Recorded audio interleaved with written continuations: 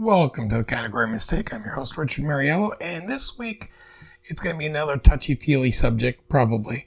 Last week I talked about saying the words, I'm sorry. Do we say it too much? Do we say it too little? Why do we say it? And why do we feel like we always have to say it, even when we're really not sorry? Is it bred into us, or is it taught to us at such a young age to always say sorry that we just say it whenever anyone's feelings are hurt? Or do we say sorry because we actually mean it, because we actually have empathy or sympathy for the person that we hurt or offended? So this week I'm going to kind of stick on that same topic, but the other side. The other side is forgiveness. It's funny how in our society today we say sorry. We expect someone to say sorry. People expect us to say sorry, but the forgiveness aspect isn't there. It isn't there mostly because we're taught in today's world to, this person wronged me, they're dead to me, they're wrong. Hatred, vitriol, destruction. Okay? That's not how we're supposed to live. Now, I held a grudge for a very long time. I'm king of grudges. I held a grudge because I felt I was wronged, and that's just how it was.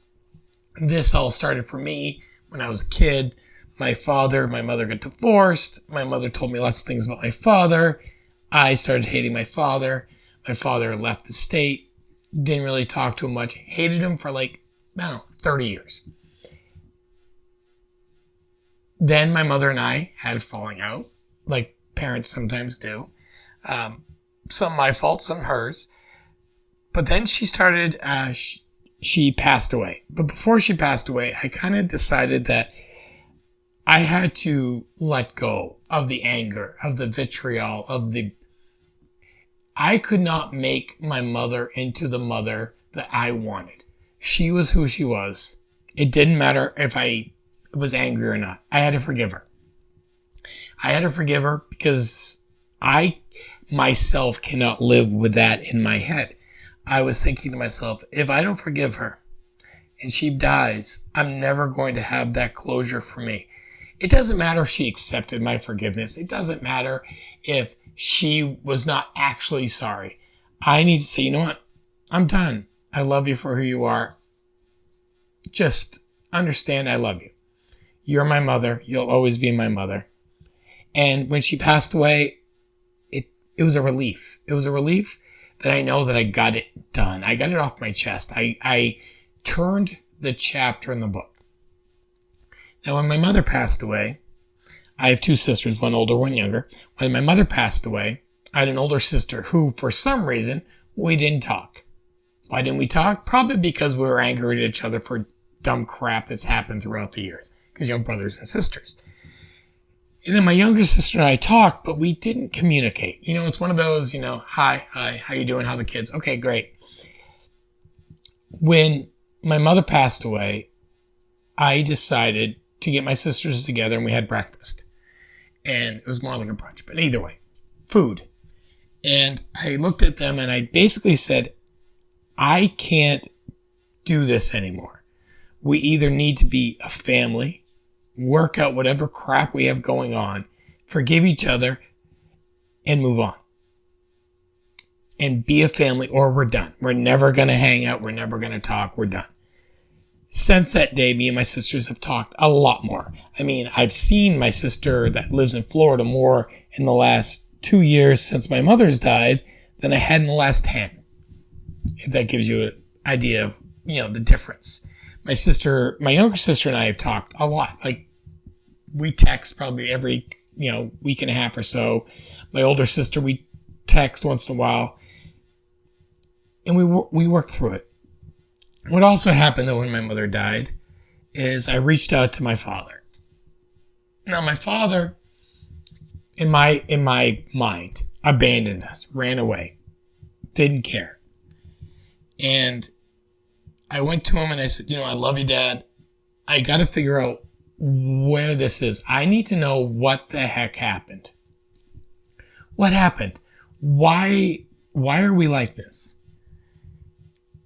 And what I found out is that my father had not told us kids a lot of the stuff that was going on when him and my mother separated and got divorced.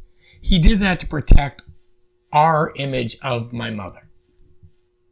And with that, as a husband, I understood a little bit. I understood how sometimes it's better to be the bad guy and protect the people you love than to tattle on someone else who the people you love respect.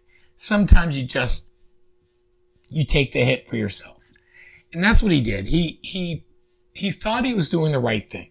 He did tell me that, he fought for custody, and because of the world we lived in back in the 1970s, he wasn't going to get us because he was a man and my mom was a woman. That's just how it works. She'd have to go to prison basically for that not to be a thing. I said, okay, you know what, Dad? I'm sorry I was so angry at you. Please forgive me. And him and I still don't talk a ton. Sometimes we talk quite a while, then sometimes we just don't talk. But you know what? I know my father loves me. I know he does. And I'm pretty sure he knows now that I love him. We apologized. We forgave. We moved on. Flash forward to the last year and a half. I've done a lot of stupid. I've talked about this before. And I hurt some people. And at first I, quote unquote, apologized. I was trying to just keep out of trouble. And it was going horribly bad, horribly wrong. Finally, I had my come to Jesus moment. And I really apologized. And I said, I need to fix this. What can I do? They gave me stipulations. They gave me some ideas. They gave me some thoughts. I worked it out with my wife a lot. There was a lot of sorries and forgiveness there. And I did everything I was asked to do. I gave time. I was polite. I wasn't pushy. I gave the people that I hurt time to work out how badly I hurt them and how they can handle it. And we're on the steps to reconciliation, to things getting better. I asked for forgiveness, and they accepted my apology, and they have started to forgive. Why is it so difficult? Not for these people, but for anyone. I like to go back old school. Some of you know I am a Christian. I believe in the Bible. I believe in the people in the Bible. In the Bible, it tells a lot about screw-ups, forgiveness, screw-ups, and non-forgiveness. Screw-ups and forgiveness that leads to non-forgiveness, that leads back to forgiveness, and so on and so forth. King David sent a woman that he loves, her husband, to the front line to get killed so he can marry her. Bad. Not good. God calls him out. He figures out, oh crap, I screwed that up. Works on forgiveness. I like to just go New Testament because that's more prevalent to what I live. But, there's Old Testament, and like Moses. Moses did a lot of stupid things, and, he couldn't go into the promised land due to that fact because he kept screwing up. But he could lead them there. And that's great. But here's the crazy part. Jesus is asked about forgiveness. And, believe it or not, the saying goes, a lot of people know what Jesus has talked about. He says, what if somebody strikes you? Turn the other cheek. That's a saying people use today, even though Jesus said it first. And then they ask him how many times. And he quotes 7 times 70, which basically in biblical terms or Hebrew term means forever, infinite. Just keep doing it. You just keep forgiving. You keep forgiving. If they're truly sorry, you forgive. You keep moving. You keep moving. You keep moving. You keep moving. All right. Well, that's a great thing to look at, right? He's talking in parables. Someone hits you. Da, da, da. But then you go to Jesus on the cross. Jesus on the cross. He's next to 2 criminals. One criminal basically says, hey, dude, if you're so powerful, Get us down from here. Da da da. Mocks him. Makes fun of him. The whole shebang of it. The other criminal, on the other hand, says, hey, you're the Christ. I'm a screw up.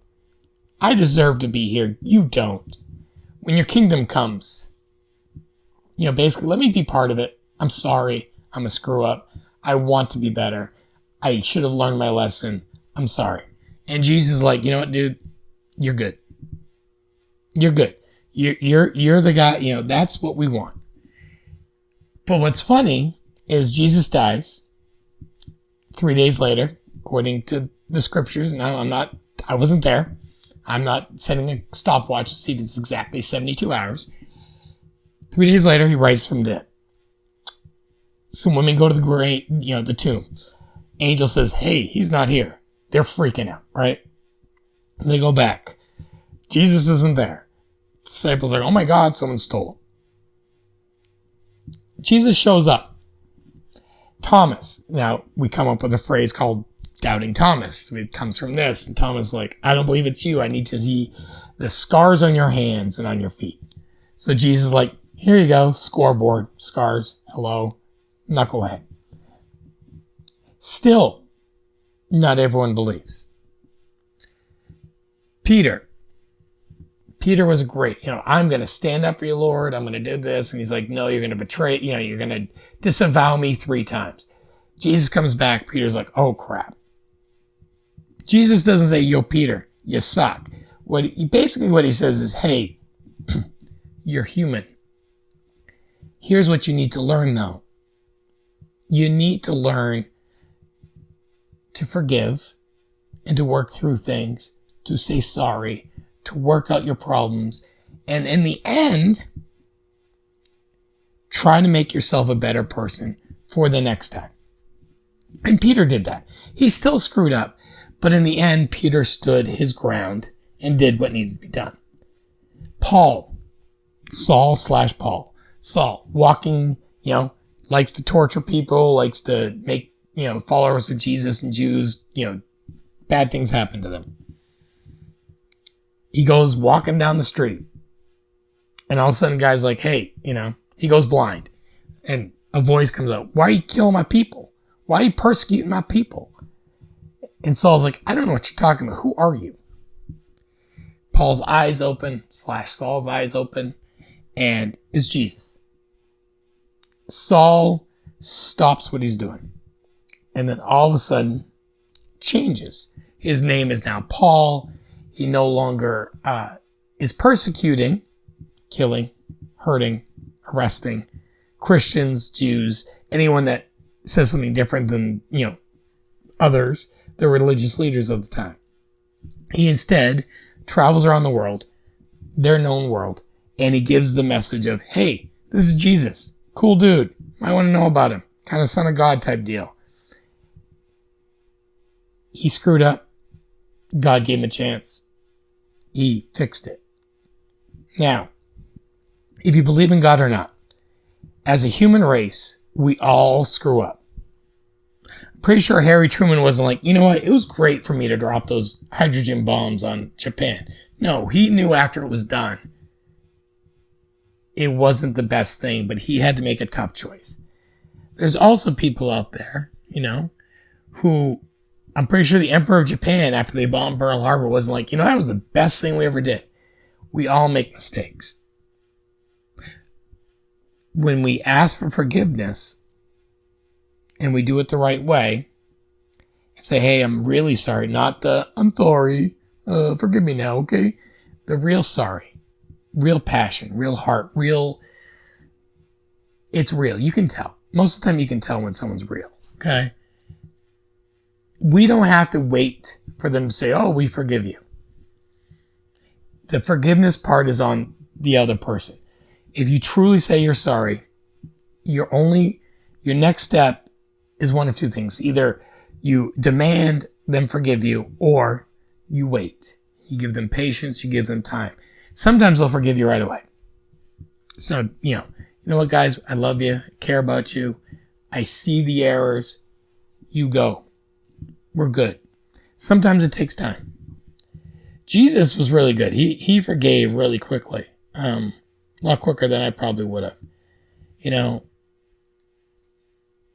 I don't know why. Maybe because, he's perfect and I'm not. I struggle and have struggled over the years with forgiveness. I've had people in my life who have done things to blatantly hurt me, and I hold a grudge. And I'm working through that. And what has really made me start working through that more and more is over the last couple of years since my mother's died, the forgiveness I've had to give to my father, to my mother, the forgiveness that has been given to me for my mistakes. I should forgive if someone is forgiving me. It is I can't say, hey, you need to forgive me, but I won't forgive this person because, you don't know what they did. It doesn't matter. I can always say, I'm not happy that Osama bin Laden bombed the World Trade Center. Absolutely not. And maybe, most likely not, maybe he had a come to Jesus moment at his death. Probably not. He would have said sorry. Now, most likely none of the families would give him forgiveness, because most likely they wouldn't have believed him. But there have been instances where someone has done a heinous act, a murder, drunk driving accident, shoplifting, just theft. And they're like, I was stupid. I'm sorry. I'll do whatever I can to make this right. I can never bring this person back, bring this money back, bring this item back. I can't fix it like that, but I'll do my best to show you that I'm trying to make amends.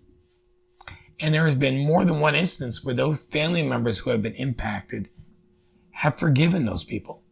There are people who have gotten off a death row because they came to the realization, I'm an idiot. And they asked for forgiveness in the right way. They did what they needed to do. They went to school and prison. They got their lives together. They found a different path than what they were on. And the families of the victims have gone, you know what? I can see they've changed. They've changed. And you know what?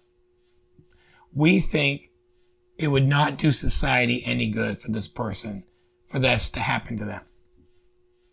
Prime example that a lot of people know right now, singer named Jelly Roll. Convicted criminal. He did drugs, he drank, he did lots of stupid things. He says it, so I'm not disparaging him. And now he's in country, a country / rock / art and everything artist, okay? He's got lots of fuels in the fire, tools in the fire. But he testified to Congress. He testified to Congress that his state that he lives in does not have a program for people like him that change their lives. So his criminal record will always be there. I have a criminal record. Back in the early 90s, me and my sister got into an argument, got into a quote-unquote fight. And back in the 90s, it was kind of something different than it is today. Today, every judge I've talked to, DA, they wouldn't even prosecute it. It was literally nothing. But back then it was. Paid the fine. Me and my sister are fine. Okay. But what's funny is that charge from 1995, I believe, was still on my record. And I had to ask for a pardon from the state of Maine just so I could teach.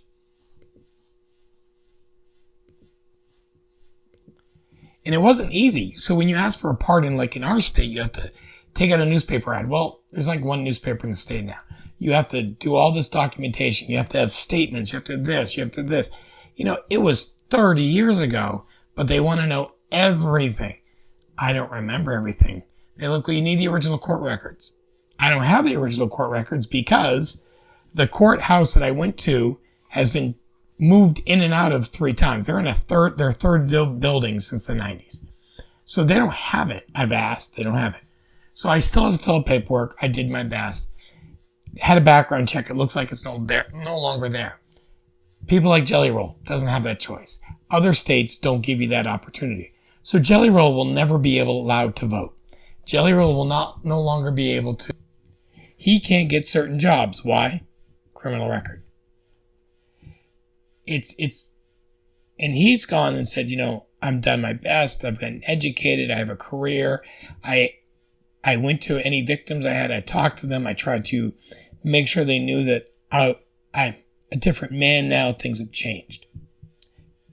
But in some states, that doesn't matter. Now, everybody makes mistakes. Everybody sins. Everybody screws up. Okay, I'm trying to give you every option of the same word. 90% of them ask for forgiveness and try to fix themselves. There's always a 10% that doesn't care. Those are the criminals. Those are the people that they don't have that moral compass. Like it or not, most humans are, they have a moral compass. You can say, I'm an atheist, so I don't have a moral compass. You do. Why do you? Because you're not out there on the streets murdering people. You're not out there busting into people's houses and stealing their stuff, or, going to a bank and taking out everybody's money. That you have a moral compass. You don't have to say you believe in God or believe in Allah or believe in Jehovah or believe in whatever else people believe in. But humans are built with a moral compass, like it or not. And you follow it. Your moral compass might not be as extreme as my moral compass or the other way around, but we all have basic and alienable ideas of what we should be doing. And when we screw up or someone does something wrong to us against that moral code, we're either sorry for doing it or we're upset that someone did it to us. Someone does it to us. They come to us. Hey, I'm really sorry, dude. Screwed up, moron. What can I do to make this better? You then have two choices: forgive or don't. Now, forgiveness isn't instantaneous, like I've said before. But saying, hey, I need some time. That's still telling the person that you heard them, you understood them, and you need some time to figure out how to process this. That's perfectly fine. Or you could say, hey, I don't give a rat's patootie about what you're saying because I don't think it's ever going to make it any better. And I hate you. Now, I had those feelings, not actually for my dad, but for a couple other people. Years and years ago, a couple other people did some stuff to me and to my family that really, really upset me. Upset me to the point where I didn't want to see those people, be around those people, hear their names. I wanted nothing to do with anything that looked like or sounded like those people. Until recently, in the last year. I emailed them saying, hey, you wronged me. I know you thought you had the best interest of the people involved. I know you probably thought you were doing what was right in your eyes, but you didn't. You did the wrong thing. You hurt me, you hurt my family, and I've been holding a grudge for 20 years. Now, I forgive you. I'm sorry it's taking me this long to forgive you, but I forgive you. I've forgiven these people. That does not mean they've accepted my forgiveness or even talked about it, because they haven't actually, since I've written them that I know they received it. They haven't acknowledged it. Why? Maybe they're embarrassed. Maybe they don't care about my forgiveness. Or maybe they're still processing it. One of the three. Either way, I'm good. I'm not going to hold that grudge anymore because it's not worth it to me. It's exhausting. It's exhausting to think that I am so pissed off at people that it takes up any of my time in my life. I have much cooler things going on in my life than holding a grudge against somebody for something that was done, 20, 25, 30 years ago. And that's the whole point. From beginning to end, when I started this podcast, all the things I've done, all the people I've talked to, all the different synopsises from movies to songs to my thoughts on Afghanistan, to family traditions, to everything in between. It's about being a human. It's about being unique. All of us are unique. I thought in the beginning when I started this, I'm like, my thoughts, my opinions, they're a little out there, a little different. People won't understand me, but you know what? We'll try it. The more and more I've done this, I've realized my thoughts are unique, so isn't everyone else's. It's just some of people are afraid to express their uniqueness, their opinions to the real world because of the vitriol, the anger, the disdain, the absolute baloney people will put on them for having opinions that don't match their own. None of us match our own opinions. No one is a robot. We're not clones of each other. We're not robots. We're people with thoughts, opinions, souls, ideals that are different. My wife and I have been together for 30 years. She does not think the same way I do, and I don't expect her to. There's no way her ideas and mine are going to be the same on 80% of things. Now, we have commonality. We agree on a lot of things that are important. But the other things, we haven't had a tribulation talk about, the second coming of Jesus, because we don't, it doesn't matter. We haven't talked about, things like, where is this what is going on with, Spain's government, and how do we feel about Spain's infrastructure? We don't live in Spain. We don't care. I would probably give an opinion because that's just the way my brain works. She's going to be like, I don't care. She likes certain shows on TV. I don't. We work it out. She likes certain music. I don't. We'll figure it out. We have never had a day where we go to bed thinking, God, we don't agree on anything. Why are we here? We agree on enough, and we work together through things enough to know we're better together than we are apart. Even on our bad days, even on our days where nothing goes right, in the end, we're there for each other. Doesn't mean my marriage is perfect. No. Doesn't mean I'm perfect. No. Is she perfect? No. It's not going to happen that way. None of us are. But we know our imperfections. We know what makes us different. We know what makes us annoying sometimes. And we also know that sometimes we just can't help it. That's just the way we're wired. I speak up. I speak my mind. I barge into conversations sometimes without even thinking about it. Because that's just how I'm wired. My wife does not. She thinks, she contemplates, she comes up normally with answers or decisions that makes logical sense to her. And sometimes that takes her some time. Me, I usually go quick. It's like bam, bam, bam. Here's my decision. Here's why. Go. And that's just the way we are. In the next couple of weeks, I'm going to be leaving my job that I have now, and I'm going to be going to a different job. We'll be helping out some veterans who society kind of has pushed to the side. Society owes guys like that, girls like that, an apology. They need to do what they're supposed to do. My job will be making sure that society starts doing what they're supposed to do. I'm going to basically be yelling at people to get these people what they deserve. Veterans, EMS people, firefighters, ambulance people, police. They don't do this stuff thinking, oh boy, if I get hurt, the government will take care of me forever. That's not why we do it. We did our part. It's time that we say, hey, as a society, hey, we didn't take care of you the way you were supposed to. We're sorry.